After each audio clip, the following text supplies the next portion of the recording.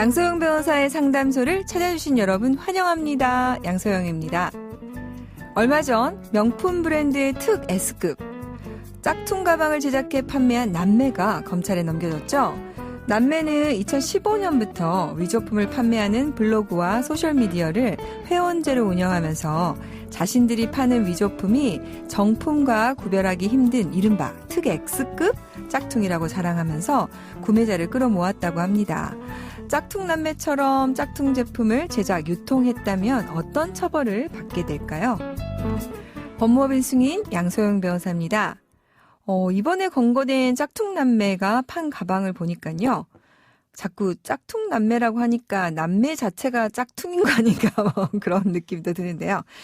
정품 가격이 1억 1,000만 원에 달하는 가방 위조품을 짝퉁인데도 개당 1,300만 원에 팔았대요. 아니 가짜를 1,300만 원에 샀다고 하니까 사신 분들도 참 문제인가 아닌가 싶기도 한데요. 이렇게 짝퉁을 제작하거나 유통 판매한 경우라면 상표법 위반이죠. 형사적으로 처벌을 받게 되는 건 물론이고요. 그 불법 수익의 규모가 큰 경우에 매출을 은닉한 경우라면 이 범죄 수익 은닉에 관한 법률 위반 혐의로도 훨씬 가중된 처벌을 받을 수 있습니다. 형사처벌뿐만 아니라 또 상표를 보유한 브랜드 회사에서 당연히 이에 대해서 손해배상 청구를 제기할 수 있겠죠? 네, 손해배상을 요구할 수도 있습니다. 자, 마지막 청취율 조사가 진행되고 있습니다. 이 방송을 듣고 계신 분들 중에서 청취율 조사 전화를 받게 되신다면요. YTN 라디오 양소영 변호사의 상담소를 듣고 있다고 답변해 주세요. 여기는 양소영 변호사의 상담소입니다. 화나고 답답하고 억울한 당신의 법률 고민 함께 풀어볼게요.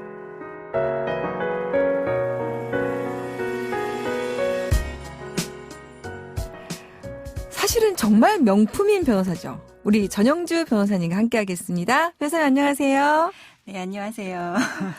자, 오늘 가족 간의 돈거래와 관련된 내용을 살펴볼 건데요. 사연 듣고 얘기 계속 나눠볼게요. 2년 전 사위가 저를 찾아왔습니다. 장모님, 아파트 청약을 받게 되었는데요. 6억이 필요한데 빌려주실 수 있으실까요? 이러는 겁니다. 하지만 6억이나 되는 돈을 마련할 방법도 없고 해서 거절했습니다. 하지만 사위가 하루가 멀다 하고 전화를 해서 사정을 했습니다. 결국 마음이 약해진 저는 대출을 받아서 사위에게 돈을 빌려주었습니다. 꼭 돈을 갚으라는 의미로 담보도 설정하자고 했습니다. 사위는 자신이 운영하는 사업체의 임대차 보증금에 가압류를 하면 된다고 했고 그렇게 했습니다. 그런데 며칠 전 딸이 기막힌 소식을 전했습니다. 사위가 어디다가 돈을 썼는지 분양받은 집에 압류가 들어와서 집이 경매에 넘어갔고 심지어 사위가 외도까지 하고 있는 것을 알게 되어 별거를 하고 있다는 겁니다. 저는 사위가 일하던 곳을 찾아갔는데 이미 사위는 이사를 나간 후였습니다. 제가 임대차 보증금을 가압류해 두었는데 어떻게 이사를 했다는 건지 임대인에게 물어보니 기막히게도 제가 가압류를 취하했다는 겁니다. 저는 가압류를 취하해 준 적이 없었습니다. 화가 나서 사위에게 내용증명을 보내서 돈을 갚으라고 했는데 사위는 제게 내용증명을 보내와서 본인은 돈을 빌린 적이 없고 딸이 돈을 빌린 것이니 돈을 갚을 책임이 없다고 합니다. 사위와 차용증을 썼어야 했는데 쓰지 못한 것도 걱정입니다. 제가 돈을 받을 수는 있을까요? 가압류를 사위가 마음대로 취하한 것 같은데 이 부분은 어떻게 해야 하고 딸은 바로 이혼소송을 진행한다는데요. 위자료와 재산분할은 받을 수 있을까요? 아유, 장모에게 6억씩이나 빌려가고 외도까지 어이가 없는 사이네요. 변호사님, 네, 법률 이슈들 하나씩 좀 풀어가 주세요. 이 억울함 좀 하나씩 좀 풀어주십시오. 아니, 가압류는 어떻게 풀린 걸까요?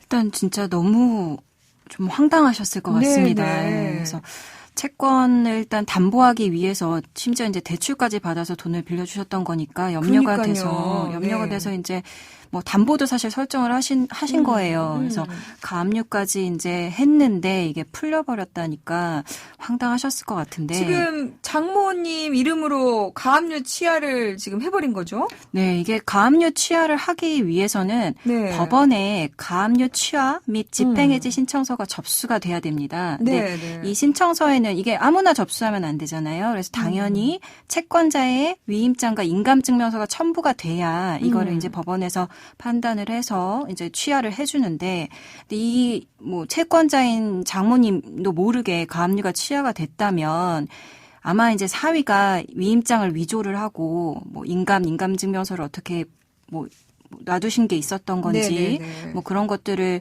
뭐 부정 사용을 해가지고 그 가압류를 취하시킨 것으로 보입니다. 이게 가족이어도 이 부분은 형사 사건이 성립할 수 있는 거죠? 네, 이거는 이제 문서에 대한 죄이기 때문에 재산상 사실 죄 같은 경우는 가족 간에는 이제 고소를 할 수가 없지만 이런 경우는 사문서 위조, 위조 사문서 행사죄 이렇게 해서 형법상 처벌을 받을 수 있고, 이 사문서 위조죄가 사실 중한죄예요. 그래서 그렇죠. 5년 이하의 징역 또는 1천만 원 이하의 벌금이 부과됩니다.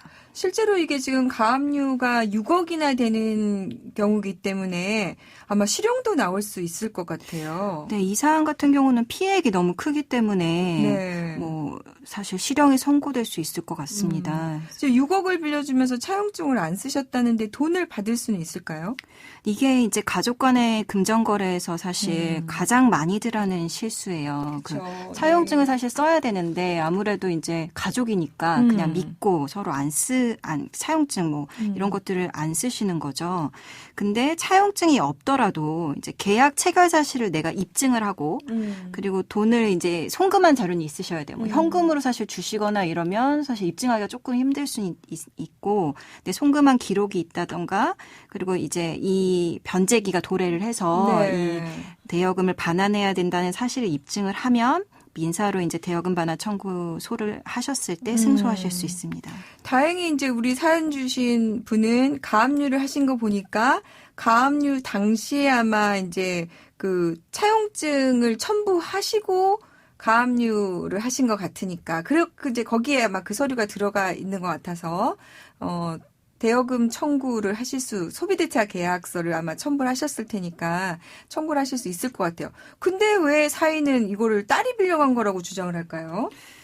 이게 아까 말씀해 주신 사연에 따르면 이제 아파트 청약 받으면서 이제 분양대금을 빌려주신 거예요. 그러니까 이제 결국은 딸과 사위가 함께 사는 집을 그러니까 집에 대한 공동으로 빌린 거다. 그래서 아마 그렇거나 아니면 이제 본인의 책임을 조금 면하고 싶어서 내가 안 빌린 거다, 딸이 빌린 거다 이렇게 얘기하고 있는 거일 수도 있습니다. 뻔뻔하게 그냥 나오는 것일 것이다. 네.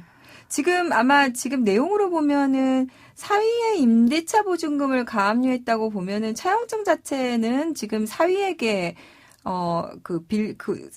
사위가 빌린 걸로 되어 있는 거라서 지금 딸이 빌려간 거로 주장하는 것은 그냥 일방적으로 사위가 그렇게 하는 걸로 그러니까 주장하는 것이 아닌가 싶기는 합니다.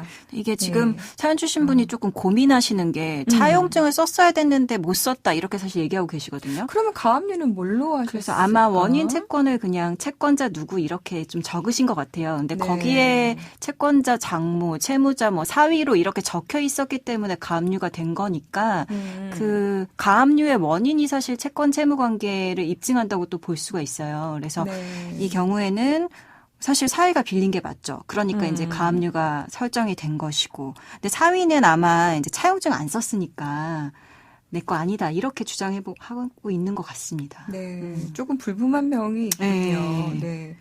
뭐 이럴 경우에 좀 예비적으로 그러면은 지금이라도 장모께서 사위에게 뭐 어떻게 간접적으로라도 돈을 빌린 사실에 대해서 증거를 좀 보완할 필요는 좀 있겠네요. 네, 아무래도 좀 본인도 좀 걱정이 되시는 것 같으니까 자료가 아무래도 차용증을 못 썼다는 게 걱정이 되시는 것 같은데 너무 걱정은 하지 마시고 송금한 내역 그리고 사실 가압류가 됐으면 법원이 원인이 없으면 가압류를 해주지 않거든요. 그래서 네. 거기에 채권 채무 관계가 드러나 있을 것이기 때문에 그런 정황을 토대로 소송을 임하시면 당연히 승소하실 수 있을 것이라 생각됩니다. 네. 딸도 이혼 소송을 지금 하겠다고 나오는데 이럴 경우에 위자료와 재산 분할은 어떻게 될까요? 지금 사실 너무 황당한 상황이죠. 네. 그 돈을 외도도 지금 했다는 그쵸. 거 아닙니까? 외도도 하고 돈 빌려갔는데 심지어 내가 빌린 돈 아니다. 그리고 가압류를 한 것도 사문서 위조해서 지금 다 말소 없애버린 거죠. 그래서 이런 상황이라면 이런 것들을 이혼 사유로 해서 이혼 소송을 할 수 있을 것으로 보이고 그리고 또 이런 사유로 위자료도 지급받으실 수 있을 것으로 보입니다. 근데 이제 재산 분할이 조금 문제가 될 것 같은데 사위가 이 채무를 딸과 함께 나눠서 갚자고 할 수 있어요. 근데 그러니까 아까 말씀드린 것처럼 그 같이 살던 집을 사는데 빌린 돈이니까 실질적으로 부부가 같이 쓴 거다 이렇게 하면서 채무를 재산 분할 대상에 넣을 수가 있는데 그런데 그 가압류 사실 설정되어 있고 사위 임대차 보증금에 가압류를 했던 것이면 사실 채무자가 사위인 거는 너무나 명백한 것이고 그 부분을 민사로도 사실 함께 진행을 해야 되는 사안이고요. 그리고 재산분할에서에는 이 채무가 재산분할 대상에 들어가더라도 그 기여도가 어떻게 되는지 그런 것들을 좀 따져봐야 할 것 같습니다. 네. 이쯤 되면은 정말 분노 지수가 좀 올라가는데요.